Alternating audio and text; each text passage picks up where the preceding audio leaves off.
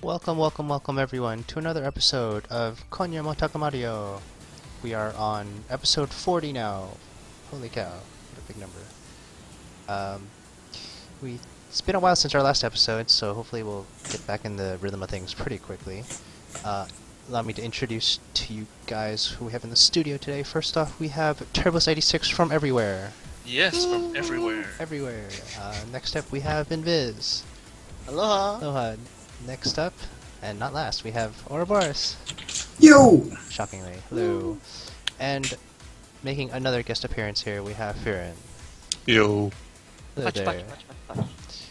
So, as usual with our show, let's start off with some breaking news. Actually, it's not that breaking because this is kind of old, but It's been a while. With Just some, bear with us. yeah, some, I guess, moderately paced news. I don't know. First up, you guys may have noticed out there that the Ikuta Erina Agaki fan club bus tour DVD is now out. It has shipped from the fan club. May be available at some sources across the internet.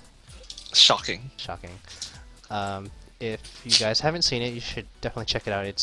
I would say it's definitely a good watch. Sadly, it's not that long, but it's a good perspective from another side of a bus tour.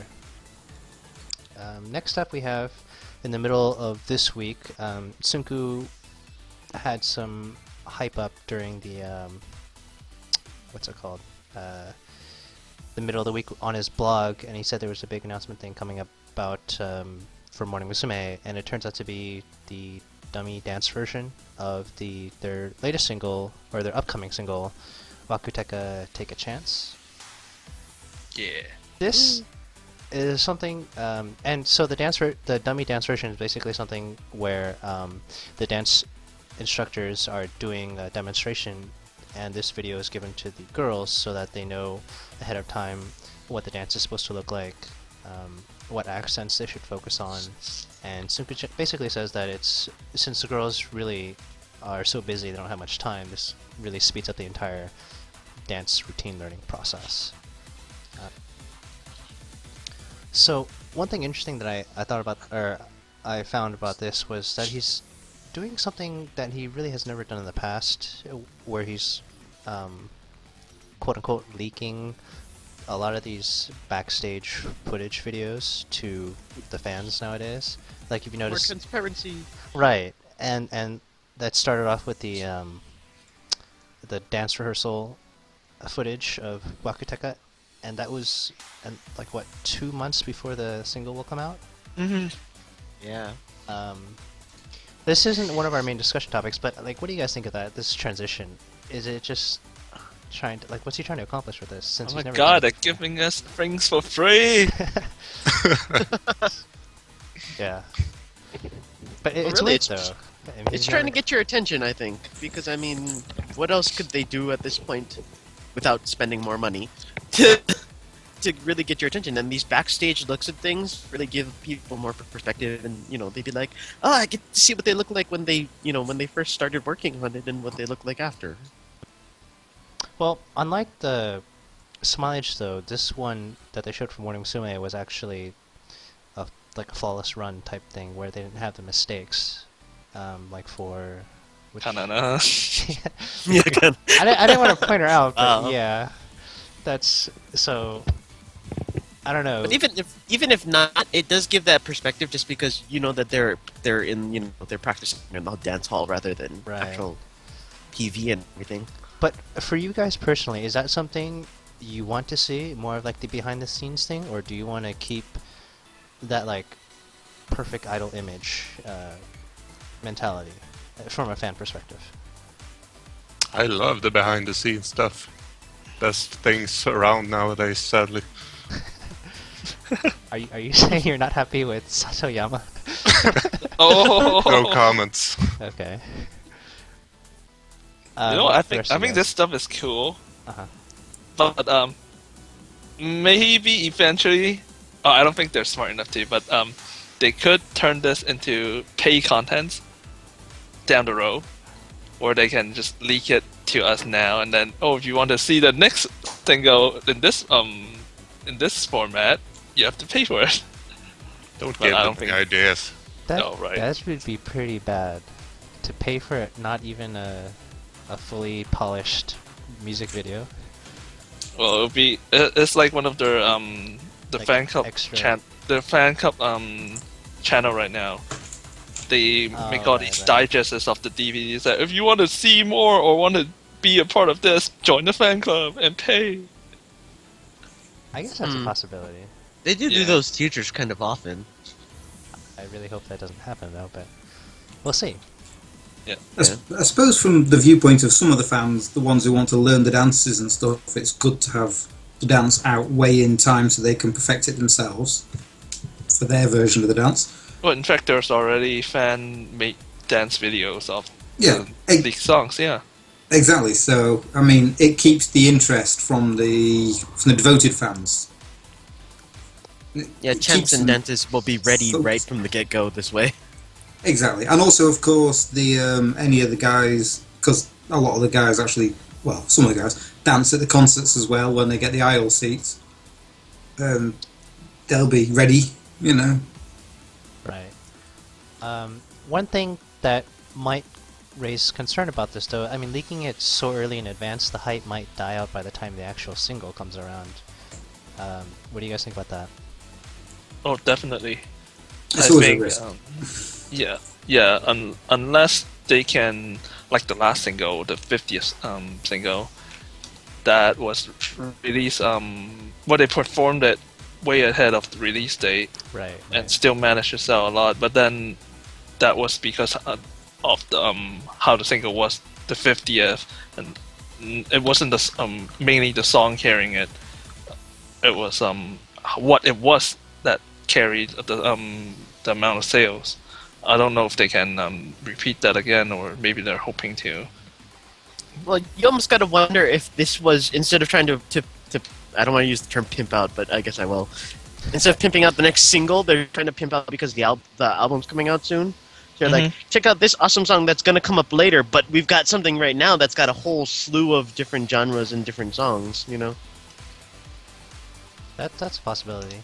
That also brings up that they released a few previews of the album as well already, and one of the dance rehearsals videos for one of the album songs as well, if I'm not mistaken. Yes. Yeah, I believe that was one, yep. Yeah. So, I don't know, it seems they may be changing things up in the near future. Hard to I imagine. can only hope it's to our benefit. Yeah. Yay, So, free stuff. for now. For now. Yep. Soon it'll be like PayPal buttons everywhere. Ah. They're Actually, just no, making PayPal us not that addicted bad. to it. It's better than, like, Japanese mail account and address, you know?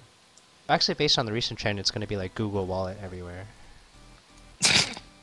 And still kind of okay with that. That's another story.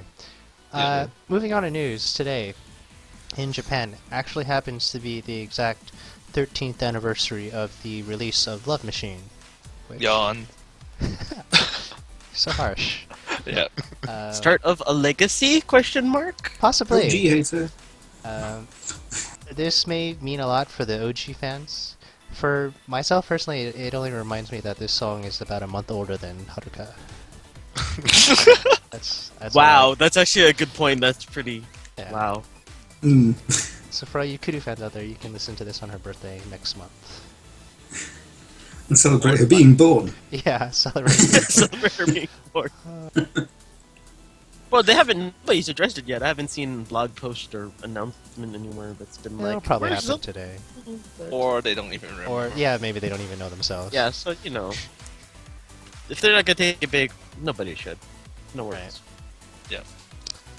And our last announcement, this I think was more than a week ago, but it was announced that the Pro Eggs will be appearing as guests in the Smileage concert fall tour this year.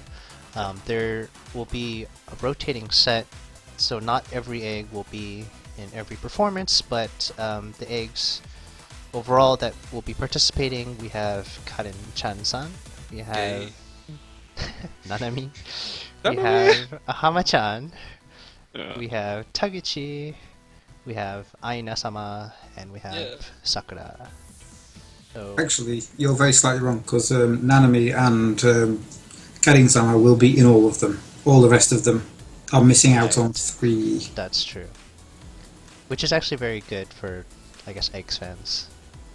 It's Well- really the only ones you want to see. Yeah, well, the thing is that because thing is that you got Karin and Nanami, all of them, so they can get more practice in for when they become Smileage 3rd gen. Let's hope not. But Finally, a legit reason to bring pink glow sticks to a Smileage concert again. That's a good point. They Yeah. filled in their color spectrum that way. Okay, as somebody pointed out, it's not eggs anymore. It's yeah, we're not doing the Decisions. research students now. That's too AKB for me. That just doesn't feel right. Yeah, that's not right. But on that note, let's move on to our first discussion topic of the day, which actually is related to the Smileage egg thing that we just announced or just covered. On September the 2nd, IHO had a blog post written, a fairly long one, talking about the upcoming Smileage Fall Tour that was also recently announced. And in the middle of her post, she has a couple of lines that kind of caught everyone off guard and slightly made the, I'd say, majority of the internet pissed at her for a few days or so. I think it's kind of blown over by now since it's been a while since this actually happened, and we're taking a while to report this, but I'm sure it's still on everyone's mind. So let's get to what the blog post actually says. So she says, switching subject, let's talk about the concert tour coming up for a second. For this fan club tour, or for this concert tour, we actually have the research students, the eggs, participating alongside with us. It was just announced. When I first heard this, I was actually really surprised. It was kind of really... I had mixed feelings about this, and also I had a lot of feelings of frustration about this as well. This will be our first tour as a 6-member group, and yet we can't even do it by ourselves. It sucks that we don't get that chance. We have to do it with these eggs. That's the general gist of her blog post. And so immediately after this post, all the reactions, I don't know if they actually commented on her blog, but if they did, they were probably filtered out. But on Nichan, all the reactions were, what are you trying to say here? What does that statement say towards, like, your entire past? Like, for example, towards Mono and everything. But starting with initial thoughts, what do you guys think about that type of statement?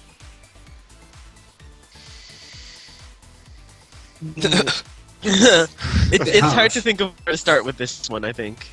Just because we're kind of getting used to the fact that IHO will say a lot of things that make everybody kind of go, well, what? Right. It's definitely not surprising that she would complain about something, because that's what she does. And yet at the same time, you kind of wonder, well, isn't that how she started? Right. I mean, like, let's start things off. Like, are any of you guys surprised by this, or not surprised by this type of statement? No, it's I'm pretty not typical. surprised. Not Yeah, from for IHO, at Dawa, least. that's pretty normal. Even considering her background, her egg background. Well, she's now the leader of the group, isn't she? So she wants control of it all herself, I think. She has Okay. absolute power. Power corrupts. Right. IHO is so corrupted. I see the evil in her eyes. Exactly. that? The evil in her eyes. Yeah. As far as 2012, that's a quote now. Yeah, please make You some. can see the t-shirts out hatred of that. everything not IHO. Or everything not Smileage is basically what it's I kind coming of want meme pictures of that now, like pictures of IHO looking pissed off that just says, "I see the evil in her eyes." Right, internet, get to it and link it on our site so we can use it in our show. Yeah. I guess let's go on to the most obvious thing. We know that first gen Smileage and most of second gen Smileage came from eggs from their initial training days. And for first gen specifically, that's how they got their start as backup dancers with Mono in all her various events, concerts, music videos, and then from there they eventually branched off into their own solo group. So, I mean, what's IHO trying to say about this if she's not accepting of the eggs trying to join their tour? She's better than Mono! Wow. Wait. That's a little bit over on the like complete extreme end of things. I'm kind of wondering if she's just really more upset because they haven't gotten their own thing since they formed and become a solid, like, this is definitely who we are as a group now. No one's gonna quit. No one's gonna join yet. You know? Well, This they is did have a supposedly- solo concert tour before all the graduations. So they did have some kind of sense of like a solo group. Yeah, they Well, certainly yeah. did. I was there. Yeah, well, like with some of the blog posts that Kanyeong and Acho did before when the second gen reached 1 year, and how they talked about this is like a brand new Smileage and they're trying to move forward and not look back at the past. I think this is going against that, and Acho is frustrated that they the company is not allowing them to go forward as a 6-person unit, and think they're not good enough that they have to put research students in to for whatever purpose, to draw in the crowd, to create talk topics or whatever. So I think this is what she's frustrated about, not that she doesn't like the eggs or is saying that she's better than other groups or people. But that's actually something too. It's not like they changed the name of the concert tour, right? It doesn't say like Smileage Live Tour, blah blah blah, with research members. It's still their tour. So it is kind of stilted in the sense where it's like it's not like they're overtaking her really. It's more like they are doing the backup dancer thing in this case. So it is a little weird. It's still weird that they're getting backup dancers though, since other groups around the same size, like C-ute and Paris, have always been going on without backup dancers. They've Oh, always that's been on their own. Oh, that's a very good point. That's So- a good point, yeah. Well, arguably C-ute is probably better at dancing. So Well, yeah, C-ute is better than all the others. Well, I don't think... I'm right. I mean, we know that the eggs are there for whatever reason, whatever role they're playing, but I don't think it's like support performance-wise. I think it's like Turbo was saying, it'll generate more hype, more discussion, more attendance, and more interest that the eggs will be there. So because you add those additional, however many Karen fans that are going. that's true. There's a lot of Calvin fans going, probably. Yeah, I don't think it's necessarily that Smileage is lacking in any sense in like the ability to perform a solo concert. I'm sure they can definitely hold their own. Yeah, but it's understandable that Ayacho might take it that way. That is definitely possible. And so that brings us to the next point. One of the otas from Nichan on this thread was commented, why did IHO take this in such a... Of all the different ways to interpret what this announcement meant, why did she take it in the negative way? And, I mean, can she not kind of empathize with how Mono felt when she had eggs added to her concert tour? Or, like, the feeling of she herself was not sufficient for a solo thing? And, you know, Mono never spoke out about anything bad against the eggs. Not that we know of. Not like- that we know like of, yeah. Externally, yeah. She was alone, so she probably appreciated having some other girls around. Just my guess. But of course, people do forget that, especially the Ota, because most of the Ota on Nichan are going to be older Ota, so we think about things a bit more logically than an 18-year-old girl does. Well, yeah, And that's so- the thing you have to remember. She is kind of young and inexperienced. in life Naive still. is a good word. And So Yeah, yeah, let's go. Ayacho. so she'll get cheesed off about stuff very quickly and rant about it. Maybe she might think about it later in the future and realise what she's said, but by then she's already said it. I can see that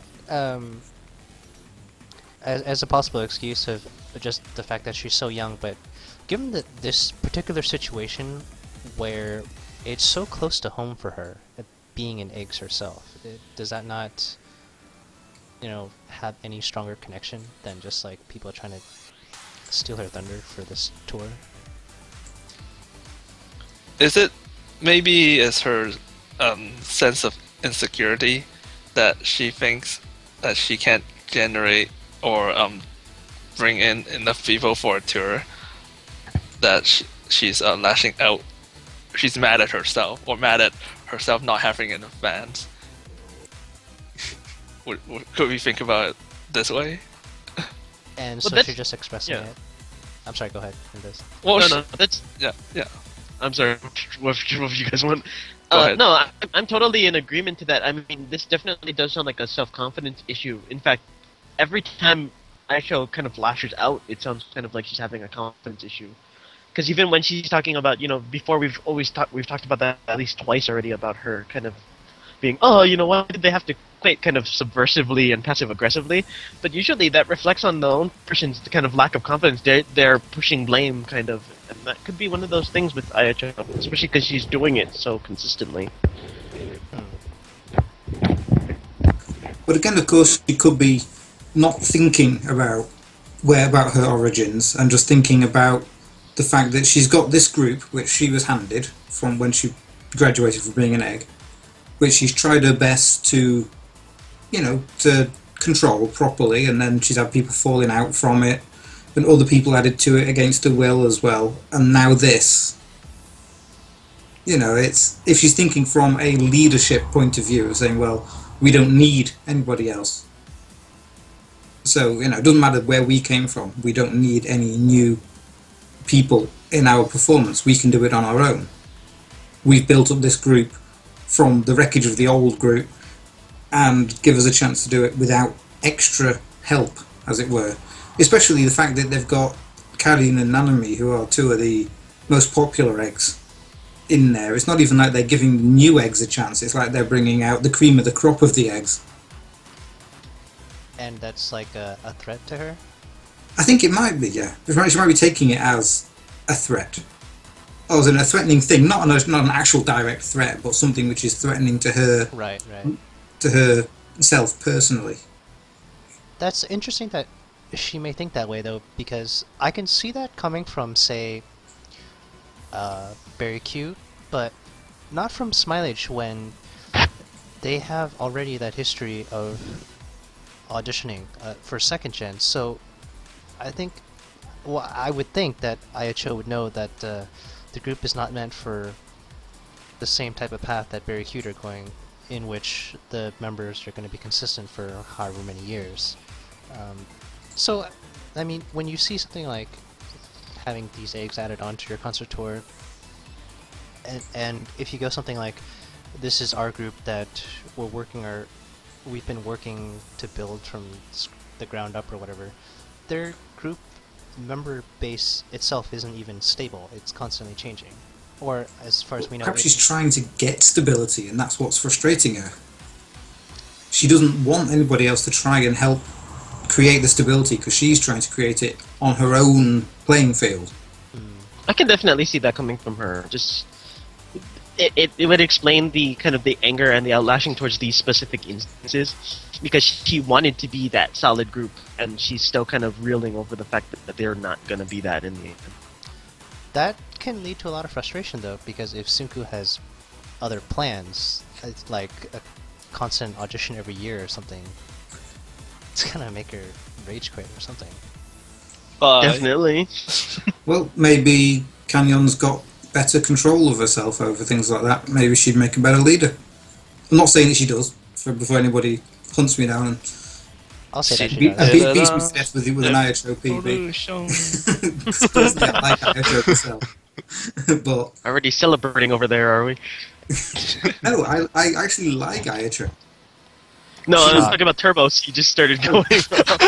Sorry. Right. Okay. Yeah. But it would be interesting to see what comes of it. I mean, are they going to get put in as a third gen, or is it just something to give the eggs more of a boost before they get pushed off onto something else? Right. Turbos, did you have something to say? Or are you just celebrating over Konya's future victory? Yes. Okay. Just that.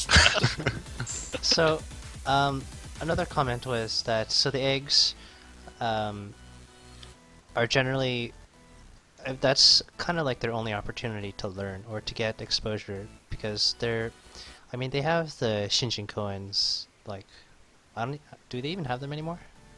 There's one tomorrow. Yeah. Okay, so but those are only a couple times a year, and then they have their summer and winter HoloCons, which are only maybe like 5-10 shows a year. So really the times they get the most amount of exposure would be from doing a backup dancer or whatever supporting role that they do for the major holo groups. And so a lot of fans are thinking that it's really unfair to think about it this way when the eggs themselves are just trying to learn, just trying to get experience really in the industry. And IHO is making such a big deal about this. Yeah. Yeah. I don't know. For me, it still comes down to the fact that IHO is probably just a little bit thinking of herself in this case, which is something to do with her, her youth. Once she kind of communicates more, I think she'll get a better idea of everything, and hopefully this kind of problem won't keep happening. Do you guys think? Well, I'm not sure if the eggs read her blog or anything like that. Maybe they do. I don't know. But will this lead to any sort of awkwardness behind the stages during the concert tour, or are they just not going to say anything about it? Well, of course they're not going to say anything about it because IHO is still their senpai. Well, not yeah. verbally, but maybe like through body language or something. Avoiding her. Yeah. Well, that could Pushing be off the interpreted. stage. Well, she can do that herself. That's true. She doesn't. Oh, need help so fall off the stage. they'll turn up to dance dressed as a big red thing. Yes.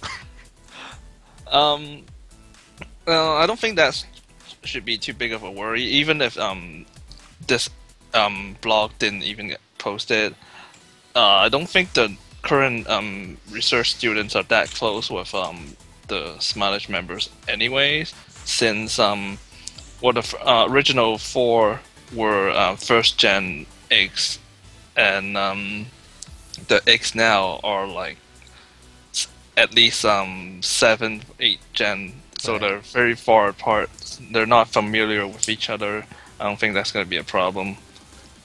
I mean, there's no change. A chain connection though, because aren't some of the students like second gen auditioners, and so they know some of the people, and there's a chain connection somewhere, isn't there?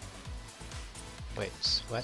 Do you mean the eggs were in this Smileage second gen audition? Yeah, I thought some of the eggs ended up in. They were, yeah. A few of them participated. So it's a really loose connection, but there still is like a chain of things where they could talk to second gen Smileage, and second gen Smileage, connects to IHO, and there's weird like rumor gossipy background talk that could be disharmonious for the entire thing. They didn't talk about it now. Don't even have to wait for the tour to start. Yeah, true. But they're not working together yet now. I mean, Right. Yeah, that was confusing. We can just move on. Yeah, I'm not sure what you're trying to say there. Yeah. I don't know. I'm just thinking that it creates a lot of unneeded office drama, and then Right. it's going to be a concert, and they'll be in close proximity. So it's a lot of that. Well, do I say something? Do they know? Kind of thing. That's all. I'm Right. done. So I think that about wraps it up for this topic, unless there are any other final thoughts. For any guys listening out there on the VOD or live, if you have some input on this topic, feel free to share in our chat or the comments below. Let's move on to our next topic. Another topic about some big statements being made. This time it comes from Sayu, leader of Morning Musume, in a recent interview with Entame magazine. I believe it's either this month or last month. There was a huge Hello Project special cover they had, or maybe it was Morning Musume only. I'm not sure.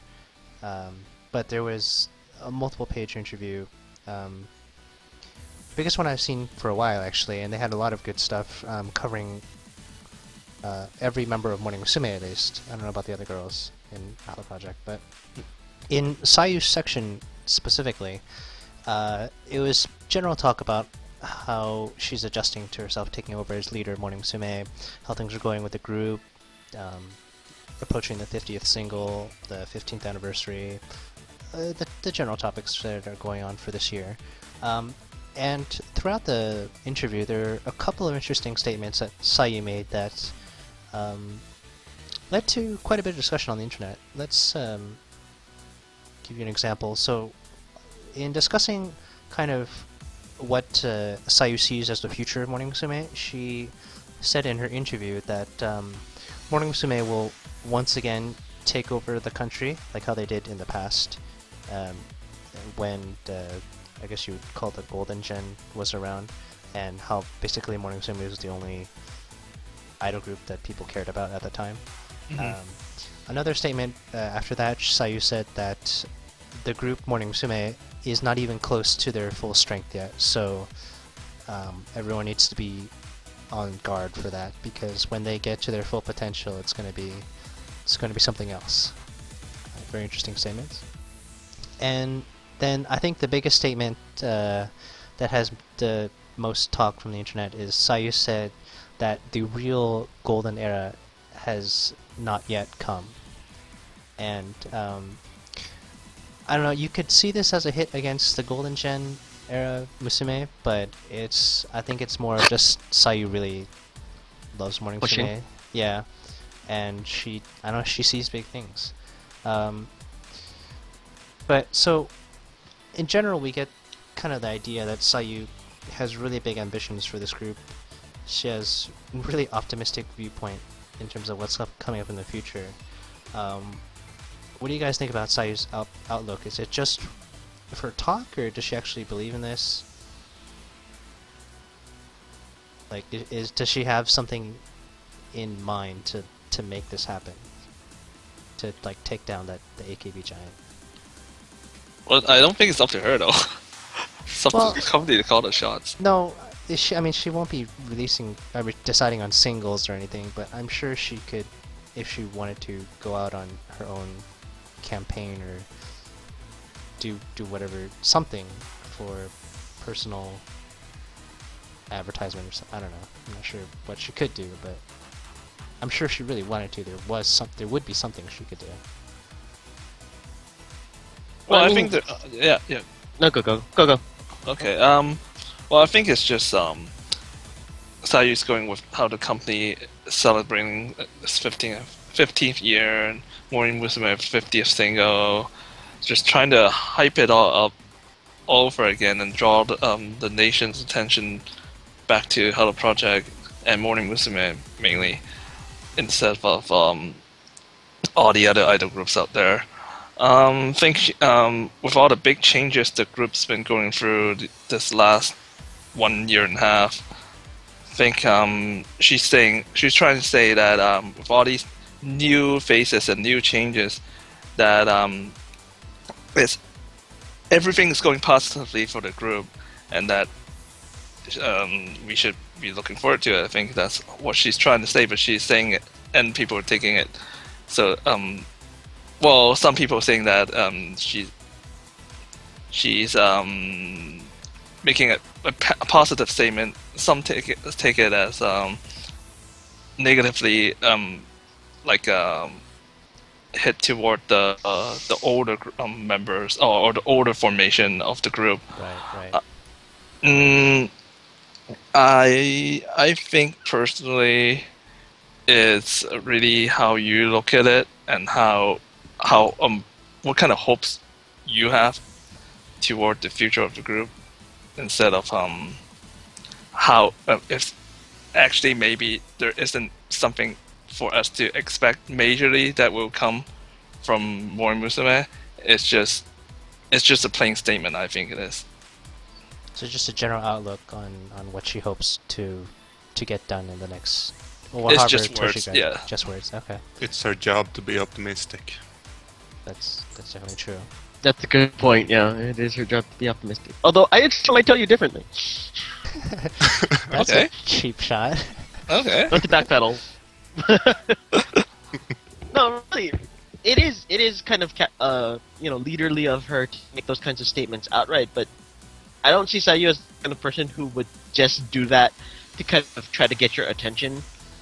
You know, there's in some sense, I think she really does think that they can go beyond that, and whether or not that's stilted or not, because what she thinks of the OG members or what she thinks of them, her current set of people.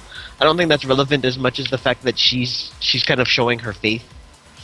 And it's like, as a leader, she has always acknowledged kind of that the old group was there and that she's doing all of what she's doing. I mean, she did the letter giving thing. And she went to all of the OGs and she gave them the CDs and asked for support and everything. So it's not like she's saying, oh, they were young, we're moving on, we're going to be better. It's more that, I think it's always that aspect where they always say we're ever evolving. So she's kind of taking to that point, we're still not done yet, we're still going to keep going. Mm-hmm. And, it's a good statement, but I really do have to say, though, that I don't think that they could ever, I don't think anybody could ever reclaim that supreme status, I guess, in at least in the idol world, when, we're at this generation where information is disseminated so quickly, where everybody's kind of going off at the speed of light in 10 million different directions. I don't think that you can be number one anymore. Not in that same way, anyway. That's true. So, With the modern technology nowadays, it's pretty hard to be that dominant over any one thing, really.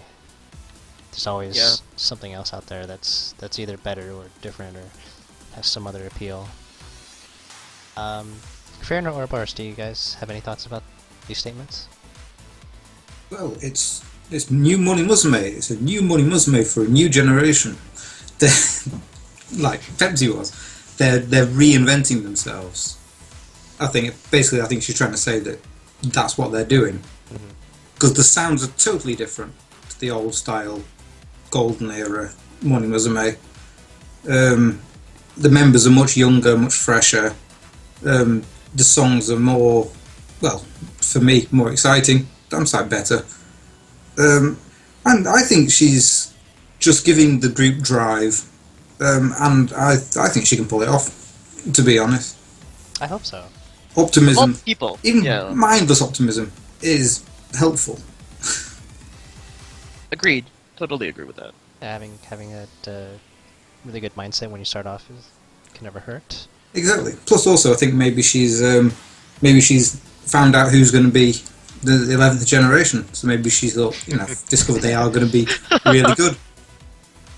That could be. She may already know. It would be interesting if she already knew. I mean, we don't know how much leaders get over everybody else. But Right. I'm sure leaders have to do some kind of discussion with the producers and the management. Because after all, they are.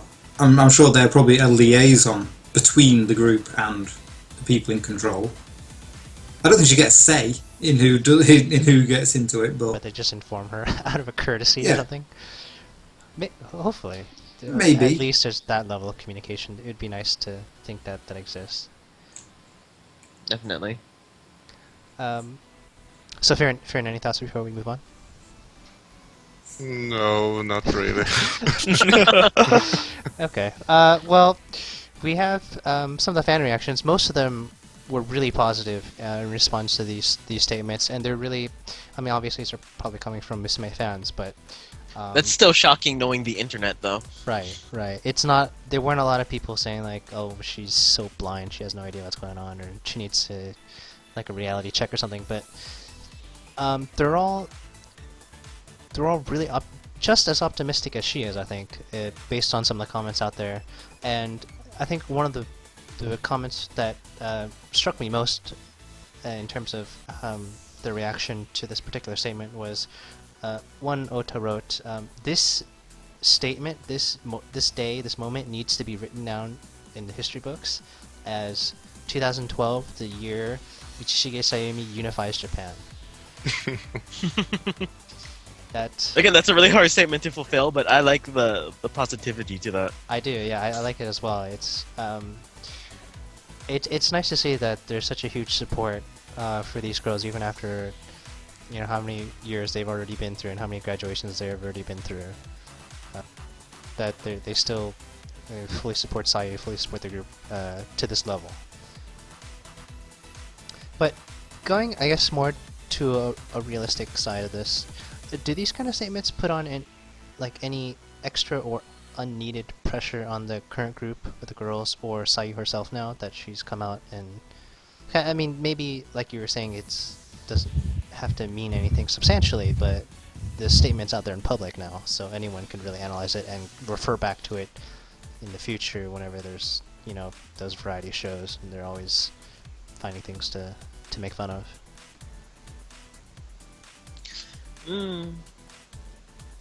I don't know if it would be something that people could pick on too much, because it is. I mean, you could just as easily say this is a leader statement. This is her, drawing the line in the sand for them to go after. Mm-hmm. And would you really call a leader out on it, even if they even get a small boost in sales, that's still considered a success in this case. Well, it opens up to, I mean, when you make these kind of statements and when you have that full support or that really strong support from your fans, you kind of have to be perfect now. If Sayu were to get in a scandal next week or something, or next month, yeah, I mean, if she got Friday or something, what does that say about making these kind of statements? And then that's a pretty good point.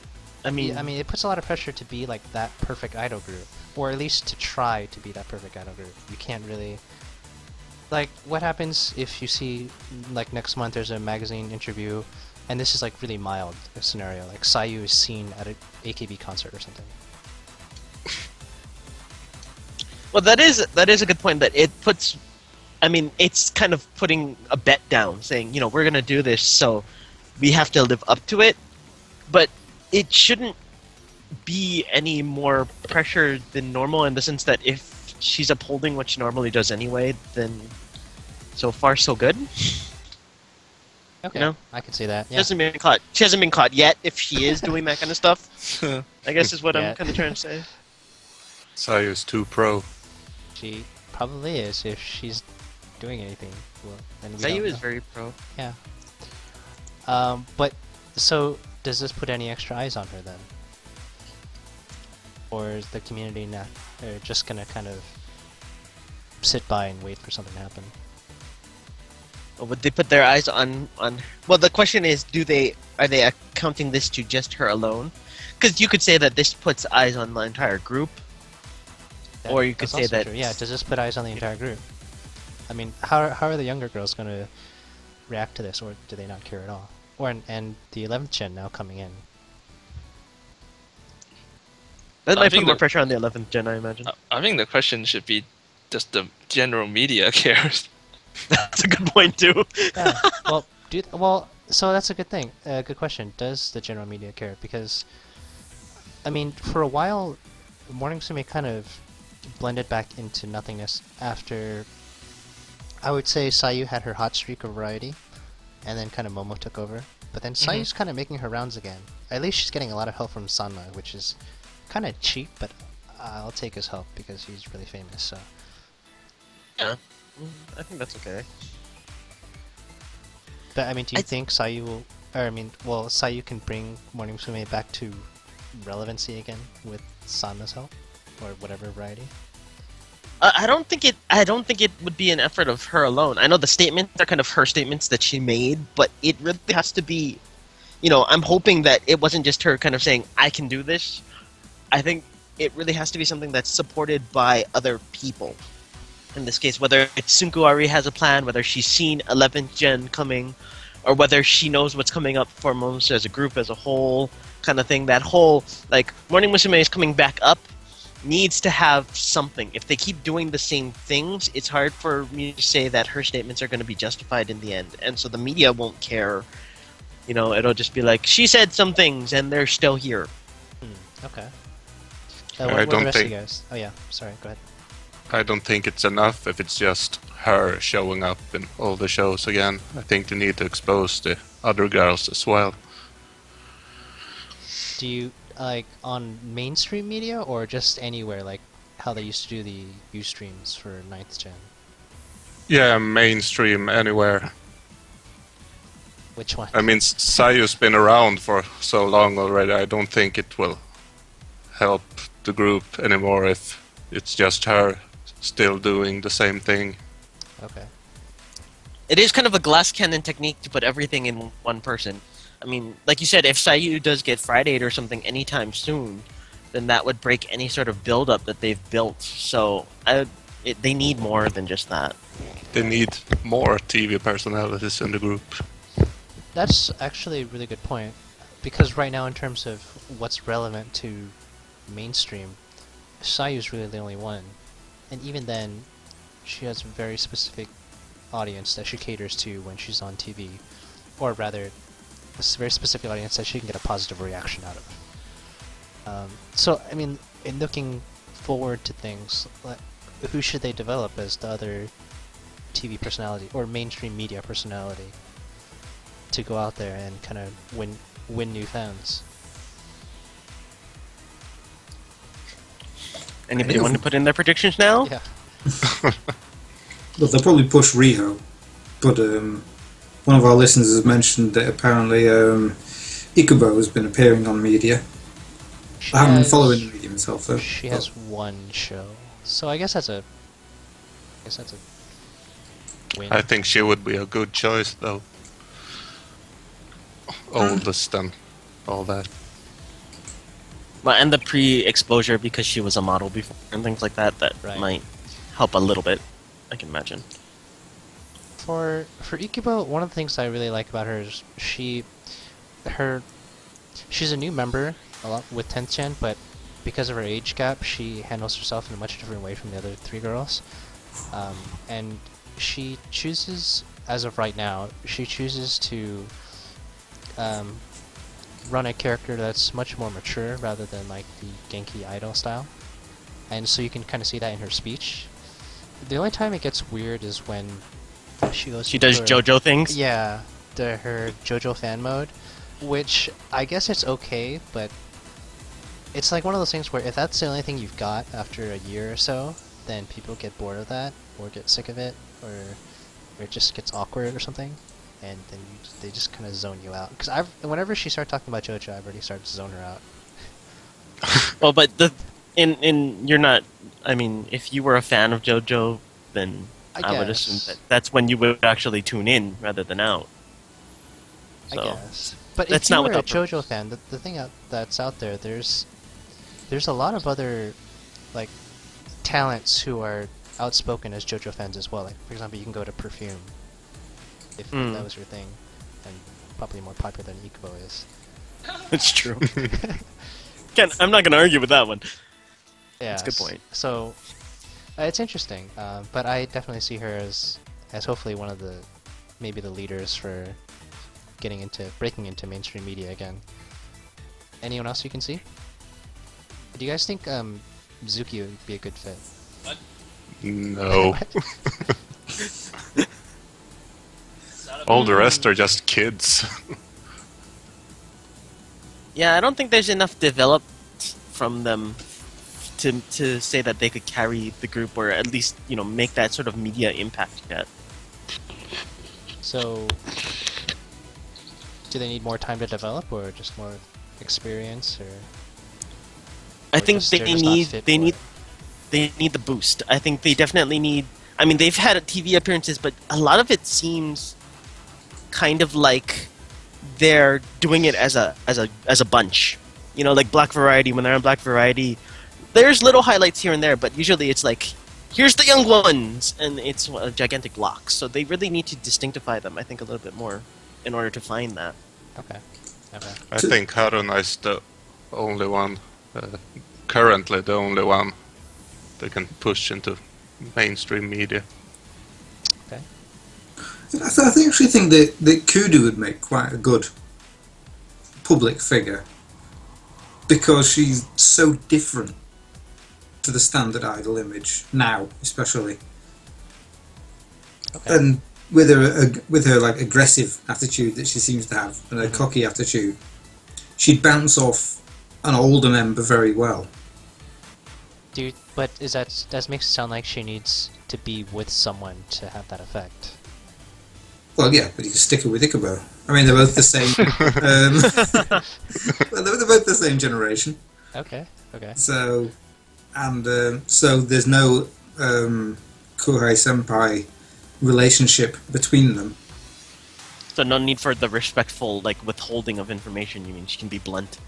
Yeah, exactly. But with her being younger, she should really be more respectful. But she does kind of. We do see hints of like leaked recordings and some footage from DVDs behind the stage that she kind of has her straightforward, blunt attitudes. Sometimes towards the senpais as well. That might, in itself, might have some charm to her character, more than say with a fellow Gen member. Like, even though Yuko was older, but they're both still 10th Gen. I mean, would it be more effective if she like were to be paired with Reina or something, or Sayu? It'd be an interesting Paired with clash. Reina, that would definitely be like that could turn into a good like back and forth argumentative thing. That would Right. be, you know, that's good and bad. I mean, could be appealing that way too. So one of the threads that kind of bounced off of this this original thread was that if Sayu wants to bring back Morning Musume to all its glory and all that, they need to start by bringing Hello Morning back. Which is an interesting thing. It kind of follows on the topic of the media that we're going back. But do you guys think that that type of thing is necessary? Having No, it's totally not. When Hello Morning wasn't around, the viewership wasn't any higher than, say, Satoyama Life. So, and it was in the also in the odd time of day when there was nobody at home to watch it. It wouldn't make a difference at all. It's just probably this guy wanting to see a show like that come back. Yeah. It's for his own ambition more than what to benefit the group, whatnot. I'm actually glad you brought that up because there's a big misconception out there that like Hello Morning had some like primetime drama ratings or something. No. But people need to remember that it was actually not that watched. Yeah, that Even speaking current status wise, say for AK Bingo, their viewership isn't that high compared to all their other TV appearances. It's basically fan service. Right. Well, also it's I mean it's like 1 a.m. so it's going to be loud. Yeah, I would say that one of the worst mistakes they could make would be to actually put a a new series on a different channel directly in opposition to AK Bingo. That would be a terrible mistake. that would be suicide. Yeah. Pretty sure. Well, you mean like a full-on TV show because A that's full-on what they... TV show, the same length.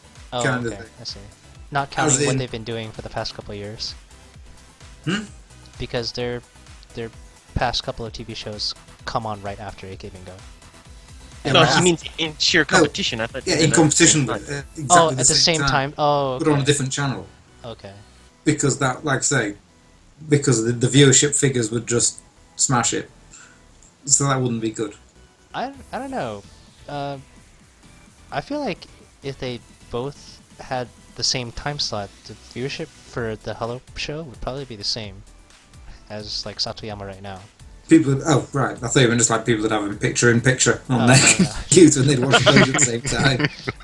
That would be interesting, but no, if they both had different TV stations and they both had the same time slot, I can't, because of the Hello ratings are so low as is. I can't imagine it changing much. Probably doesn't take many viewers to get the ratings that they already have right now. But the thing is, yeah, for AK Bingo itself, that there's actually not that many viewers, because it's so late at night. Those shows have always been, set for fans. I think one of the only things that kind of attuned to the fact that they might have been a little bit bigger is for a while, I think one of their sponsors was actually Nintendo. That's why they kept doing things with like going to the Wii thing and making Wii's and things like that. But beyond that, I don't think that they had much support from that. A lot of it was just fan service. So it's kind of just asking for dream situations when you say something like, let's bring back Hello Morning, because it wouldn't really do much. Right. So one of to go along with in that same the Hello Morning thread, a poster suggested that he realizes that the late night 1 a.m. shows are clearly not working because really no one's watching them. I mean, like, I think we as fans watch them, Western fans watch them because it's really our only media exposure to the girls on a weekly basis. But I think the original poster is hoping for, instead of some 1 a.m. show, some like Sunday morning time slot for Hello Morning. Do you think that would make any sort of difference in ratings or exposure? Originally, wasn't Hello Morning Sunday morning? Yes, that is correct. Yeah. So he's just trying to go back to the old times. He wants exactly what it was a couple of years ago. Yeah. So he can just buy a time machine. That works. A time machine. Yeah. Then you wouldn't get Riho in that time machine. It would just be you can hijack Riho and bring her with you take to the back in time. That actually sounds like a good drama thing. Like, send Riho back in time and then blah blah storyline. Yeah. I'm not gonna laugh. Right.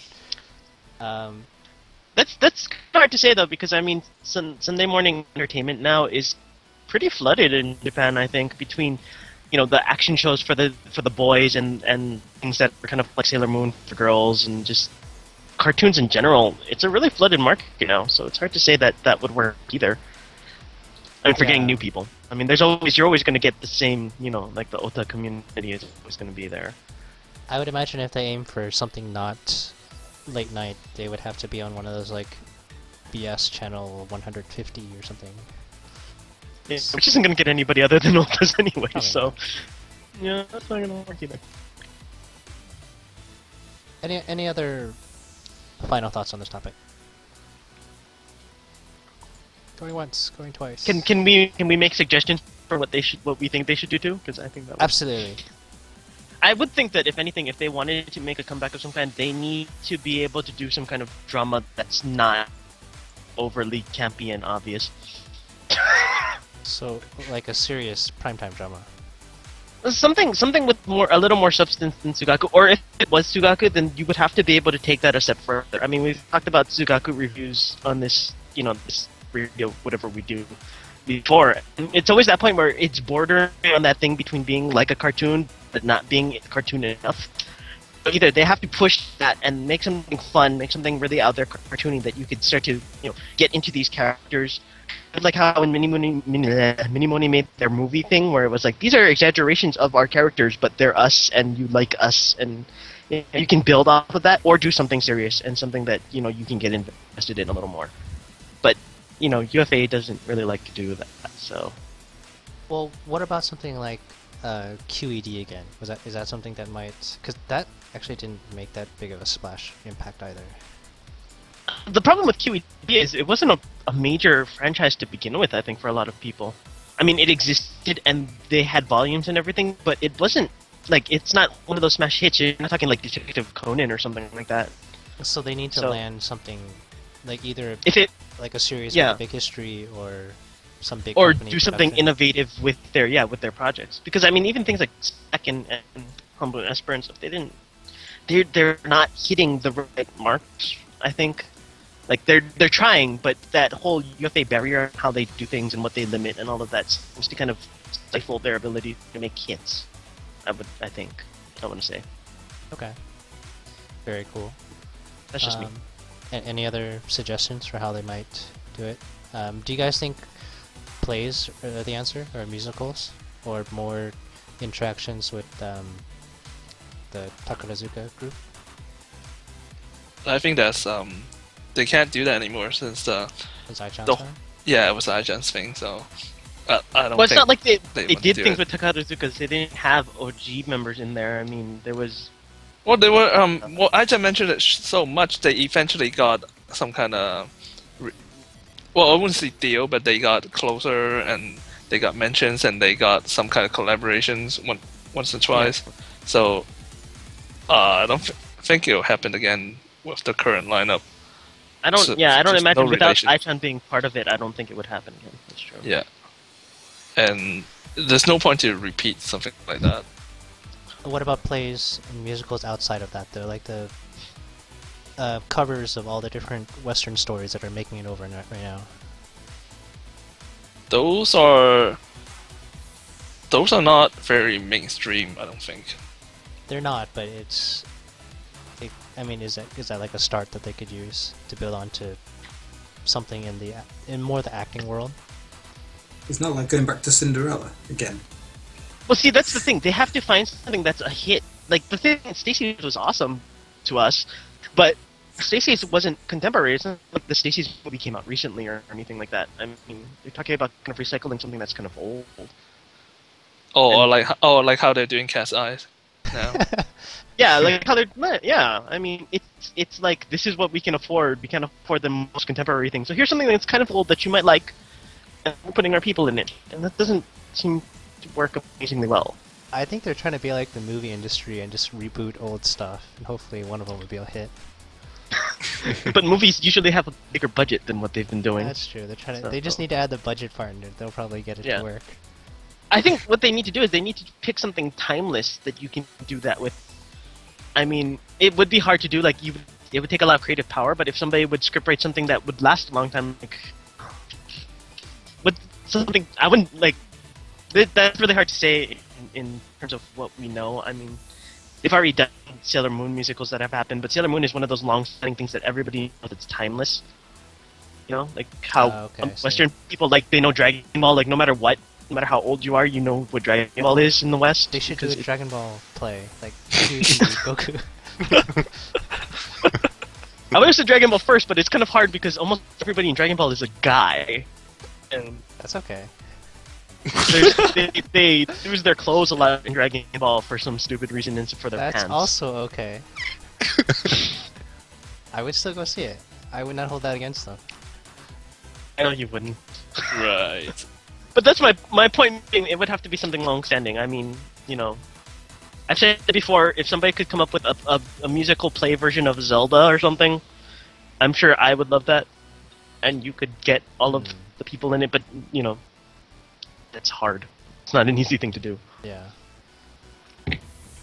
Well, hopefully there'll be something. I don't know. It'd be a waste to see Sayu's energy go to waste. Hopefully Tsunku has something in mind to surprise us all next year or something. Totally. Moving on to the next topic. Also in that same Entame magazine, there was an interview with Fuku-chan and Eripon. And in this corner, Ota! yes, they had, again, as you know, Eripon is a big fan. Fuku-chan is also a big fan. And so this interview corner specifically highlighted that aspect of both of those girls, and they kind of had them going back and forth of what they think being a fan is like, and how that relates to them being members at the same time, and all that. And so one interesting thing that came out of this interview is that we know that Eripon recently went on the Gaki fan club bus tour, and Fuku-chan had some comments about that, saying that in general that's really unfair, because for a member to be able to go on a bus tour from the fan perspective, from the fan side of things, that's something that Fuku-chan would not get a chance to do. And the interview was light-hearted, but I think probably Fuku-chan, if given the opportunity, would like to do it herself, or maybe she thinks that as a member of the group, that's something that's off limits. What do you guys think? Well, Erina was a special case though, with how the company made her to be a hardcore Gaki fan. This was inevitable to happen. It was like the last thing to top it off before Gaki's actual grad, and I don't blame Fukuchan to be jealous in any way, but she has to understand that it's not really Erina that's doing it; it's the company. So you think Erina wasn't the one that yeah. initiated this whole thing? It was the companies that had this all like planned out. Well, who really believes she's a real Well, that's Gaki true. fan? That's true. Well, I know some people does, but Well, yeah, but they they only consider Eripon's history from like 1 year back, right. and that's you should look beyond that. Well, I mean, there are those who believe that they were like, well, if you want to be fandom, then pick somebody, and that in the end she picked Gaki. It wasn't, there's that view too. Like they said, oh, well, if you want to be a fan, then pick Like, somebody you have in to our pick group. someone, and she's like, oh, yeah, I'll then just- she went, okay, then I'll just pick Gaki because that was her favorite of the people that she could pick from.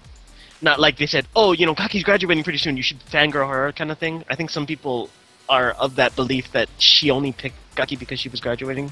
Mhm. But I don't know. I would like to believe. I know it's kind of naive to think that, but I would like to think that she at least got to pick who they made her fangirl. If she got to pick, that's pretty interesting timing with how everything worked out and how she ended up taking over the green. But But taking over the green thing is still kind of weird for me anyway, because that does seem like they planned that out a little too well and that they're milking it. that's a bit too much of a coincidence.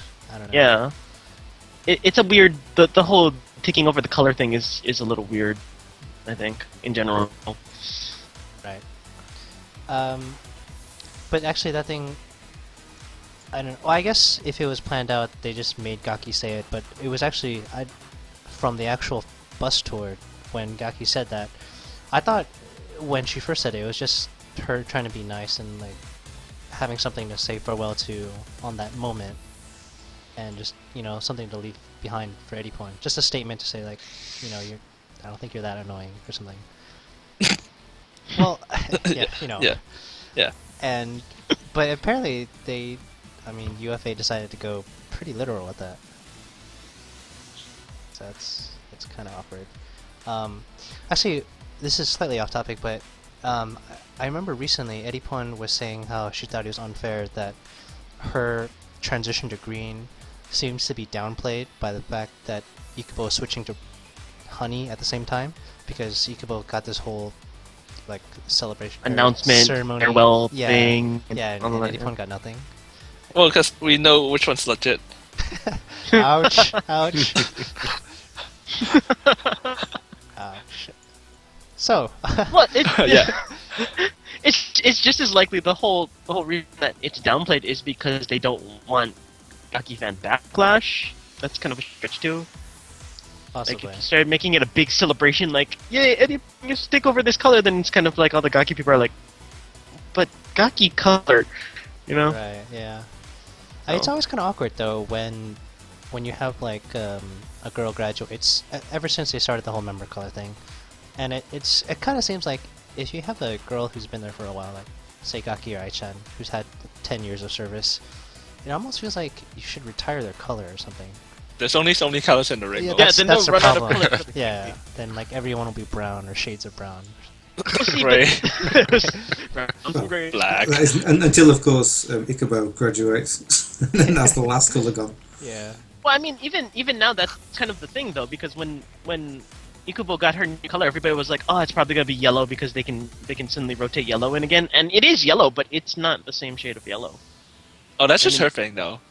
Yeah. No, it's actually not the same shade of yellow, though. I mean, I know, from but that's what I- just her thing to not call the actual color no. by the color's name. No, it's what I mean is it's like that thing where you know how similar the colors were getting with Junjin and Linen, where it was like blue, dark blue, like aqua blue, Yeah. blah blah. Like there were 10 million blues. It's actually a different shade of yellow. Yeah, but it's It's still not, yellow. like- Yeah, it's still yellow.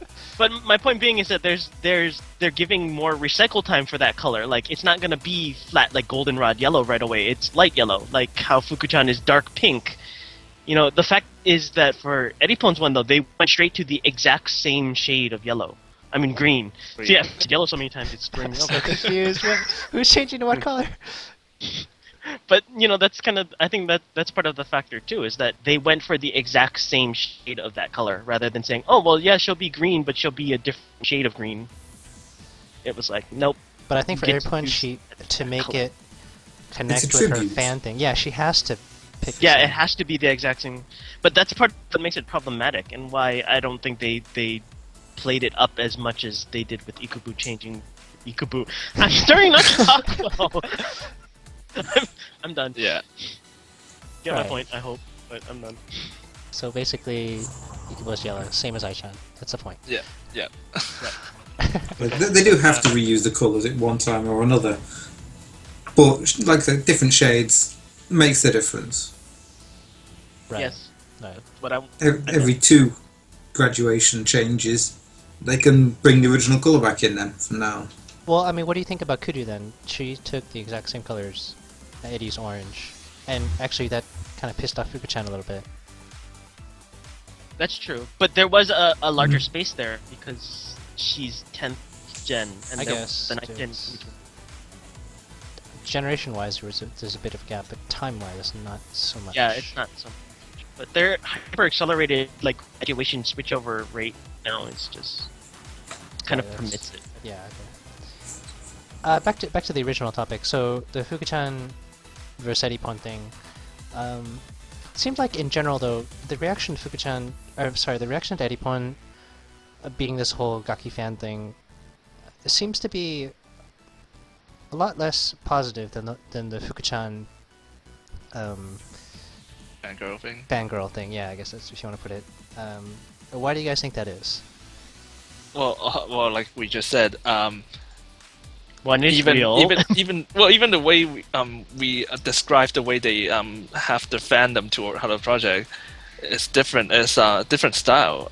How Fuku-chan has it in a very fan-only style, where she's looking from a distance, where Ikuta, Edifong, she is doing it very up close and in your face, hardcore Ota style.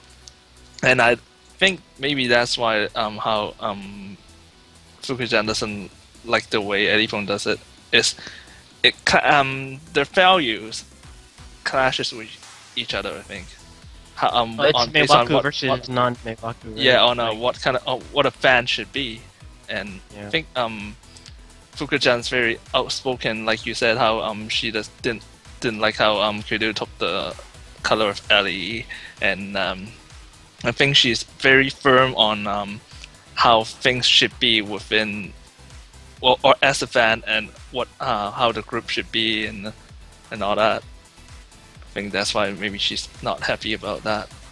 Not that she's pissed off or anything. Right, but she definitely has a sense of borders, and maybe Edipon does not. Does that sound the message? I guess, yeah. But is it because Edipon just is approaching it in a different way? Because Fuku-chan has her fandom is based on everything she's learned from being an egg and her exposure to Hello fans when she was an egg. So she kind of knows what to expect, or how fans approach being a fan. You know, like what kind of the unspoken rules that come with being a certain member's fan, and like kind of protocol for acting in certain situations and all that. For example, like how you interact with a girl, with the girl that you like. All that kind of like staying back. You know, being too, I guess not shy, but being respecting them too much to like approach them all the time, kind of like how Edipon approaches Gaki. Yeah. And but when you look at Edipon doing this, it's like she didn't have a Hello history. she came from the outside. Her fandom did not originally start within Hello. It was from other groups. Does that take away from the credibility of it, or is it just because it's like a different style? I think it's both. It's really is how could say Eddie Pong's style is the new idol fan style, and how Right. how Fukuchan's staying in the past almost. Fukuchan is actually 40 years old. Yeah. With how idolizing and respecting the idol from a distance is the way to go. Right.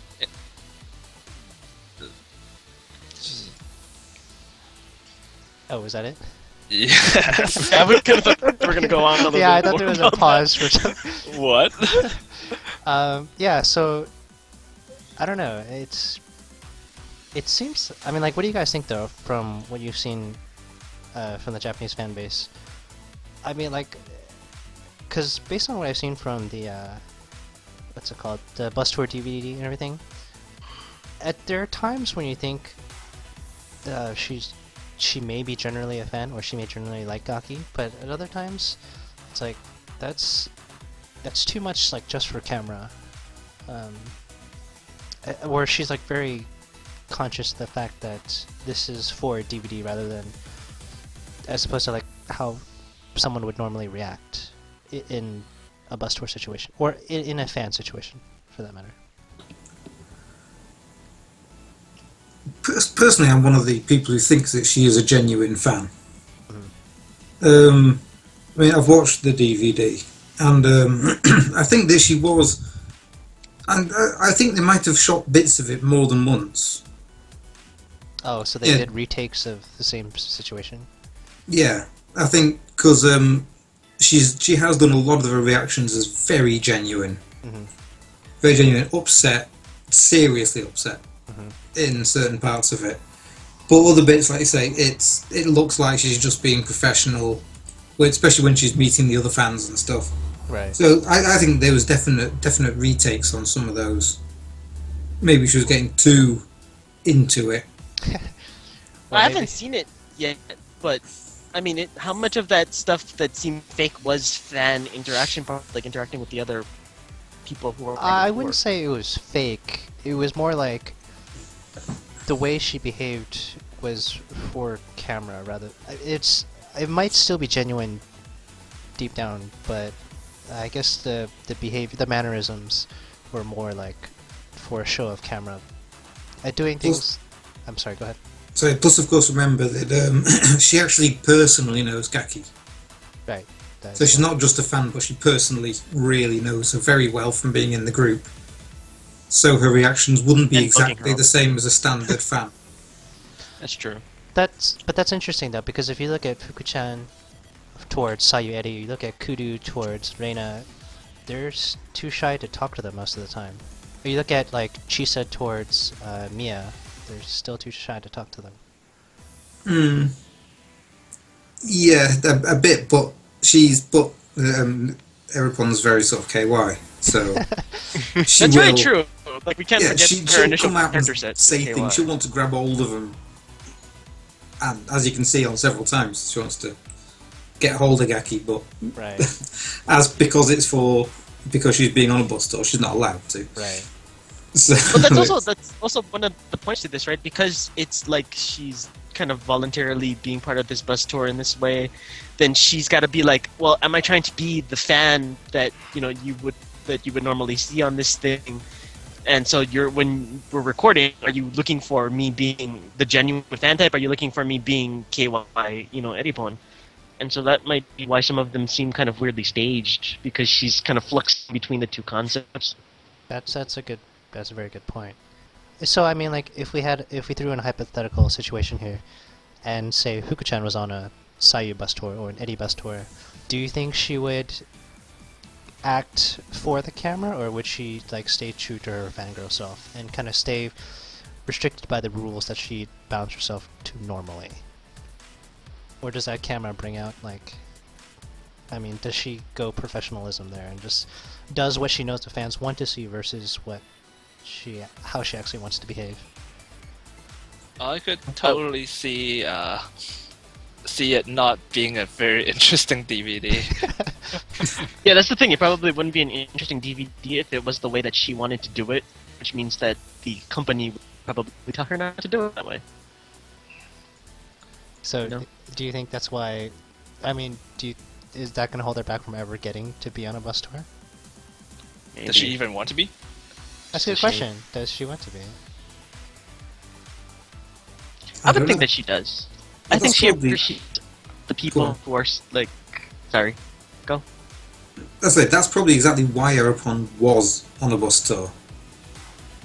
Because she would act for the camera, and she would show huge reactions to things as well, and would make it an entertaining show.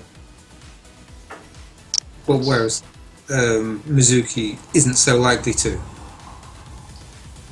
Because a quiet fan isn't an exciting fan, isn't somebody you want to watch on DVD. Unless you just want to see her. Yeah. That's I mean, her fans watch would her. buy it just to see her. right. Which we would. But no, yeah, point taken. Yeah. I can definitely see that. For the general Hello fan, it seems like Erupon was a perfect choice to do this because of how she handles the situation. Because she's crazy. Right. Yeah. But I don't know. A part of me kind of wants to see a Fuku-chan DVD where not much is going on, but But you she's know, still based kind on of how like, she "Yay!" acts. Well, I mean, because you can tell by the way she acts, it's the exact same thing that you go through if you're in Yeah, the same uh-huh. situation, like when you've gone through your own bus tour or whatever events. So part of that connection, I think, also has its own charm, although for most people probably not. If Well, they're- that would be the problem though, because you'd be splitting the audience. Because that Yeah. DVD would only appeal to people who were like Fuku-chan, like how we are some of the time. right. You know, it wouldn't appeal to the Meiwaku people and the people who like to be like everyone and scream and Right. their faces. So that'll Fuck be them. an interesting thing. So in general about this whole girl going on a bus tour of another girl within the same company, do you think this is like a one-time thing, or is this going to be like a new trend from now on? I can't see it happening again. I hope it's Some- a one-time thing. Yeah. Something like this, the merit of it, you can only do it once to draw attention. If you, first of all, there isn't another girl who could possibly generate the amount of attention and interest to sell another DVD. Secondly, if you repeat an idea again, it's gets not going to boring be as really yeah, quickly. it's not going to be as good. It's also not really fair to the girl the tour is focusing on Oh, that's also Well, to no, have another I mean, idol the- there. It's true, but then at least they separated the DVD. Like if it was like if the Gaki DVD came out and was like with any phone in it, then that would be more disgusting in that sense. Yeah, definitely. true. So what if they spin it though? What if it's like next year it's a fan club tour in Hawaii with Fuku-chan going as a guest, like as a fan or something? I would love that. Completely non-biasly, Right. quote unquote. Right. Yeah, well, they could do it better than that. They could have berries in Hawaii with Chisa going. That would be pretty interesting. I want to see that Chisa group shot actually. Yeah, that would be kind of fun. I mean, like when we see those little clips of them, like this is what it's like in the handshake line, and they do those really fake, like there's no other people around, and they Yeah. go really slower than they use. Those are still kind of fun. I mean, we know that it's fake, but they do funny things with them, so Right. I could see it could be fun. Well, they should totally do that, but announce it when they're taking applications for the tour.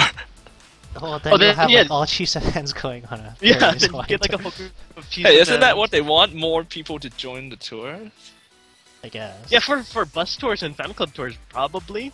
If you did something like that, like a something tour featuring somebody, then you would. But then that kind of also pisses off the people who are like, "Well, I'm going for the group, not for the with somebody." For the hanger-on.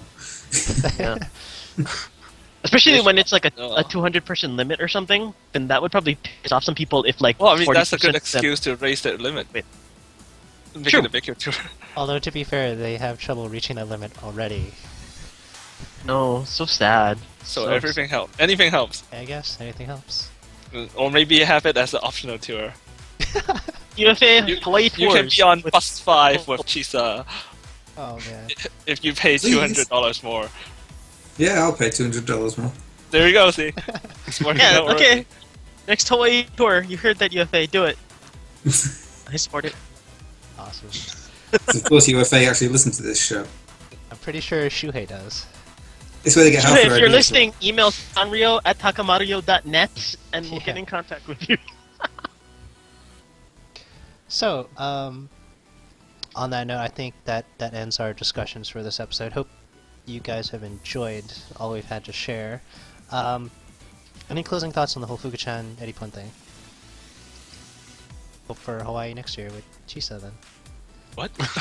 For Hawaii next year, period. I haven't Yeah, heard that's, news. That's true also. With that, Invis, do you want to wrap it up? Yeah, sure. I will take it over and do This Week in Takamaru-yo. If you guys are listening to this from iTunes or on our YouTube channel and you don't know our website, that's takamaru-yo.net. Search for all the interesting things that you hear from us on a weekly, almost weekly basis. This week's Takamaru pick is one for you guys who love Miami. You guys should enjoy that. I won't spoil it for you, so go ahead and check that out. As always, we have our weekly kind of run of things. So there was a Takamaru Mondays where we talk about kind of the newest information from the past week. For anybody who hasn't been around, you guys can check that out. Up-to-date news, information. Also, the latest releases coming out for you guys who are picky buyers. So go ahead and check that out. Radio Fridays came up the other day. I believe this is the last one for a couple of weeks, though. Am I right, as first? Yeah, there'll be a break while I go through some exams. Okay, so enjoy those while you can. As always, though, if there are small things or important things, you'll be able to find any information about that coming up on our forums as well. So forum.takamario.net, or there's a link to forum on our homepage. You can go ahead and check out anything interesting there. We could have small tidbits. Anytime somebody finds something interesting, usually we can run up a forum thread or something for you guys. So if you guys post something, translate it yourselves, or one of us translate it, you'll find it there. This week we also had Hatena episode 10, so if you guys want to hear the less serious things, the more jokey things, the things you shouldn't take literally, you guys can check out Hatena, which is also on our YouTube channel. That's youtube.com/user/Konya TKMR.